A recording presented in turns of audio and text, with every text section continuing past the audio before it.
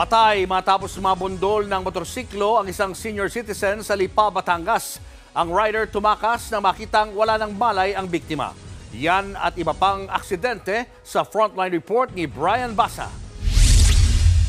Sa kuhang ito ng CCTV, makikita ang isang lalaking tumatawid sa pedestrian lane sa Lipa City, Batangas. Ilang hakbang na lang mula sa sidewalk, isang humaharurot na motorsiklo ang bumundol sa biktima. Parehong tumilapon ang lalaki at ang rider. Bumangon ang rider at sinubukan pang buhatin ang nabangga.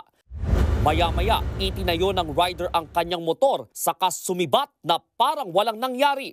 Dinala sa ospital ang biktimang 67 taong gulang. Bandang huli, binawian din siya ng buhay. Tinutugis na ang nakabanggang rider. Sa Naawan, Misamis Oriental, nahulog sa gilid ng kalsada ang isang pampasaherong bus. Yan ay matapos nitong makasalpukan ang isang winged van. Papuntang Iligan City ang bus nang bigla itong mapunta sa linya ng kasalubong na winged van. 3 pasahero ng bus ang patay, 5 ang sugatan.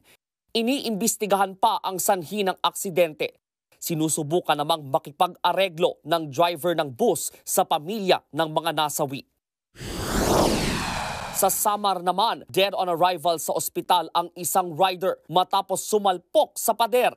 Pauwi na ang rider nang mangyari ang aksidente. Madilim daw sa lugar at pakurba ang daan, kaya posibleng hindi napansin ng rider ang pader. Nagbabalita mula sa Frontline, Brian Basa, News 5. Mga kapatid, Julius Babaw po. Iba na ang may alam at may pakialam sa panahon ngayon. Para sa Frontline ng mga balita, mag-follow at mag-subscribe sa social media pages ng News 5.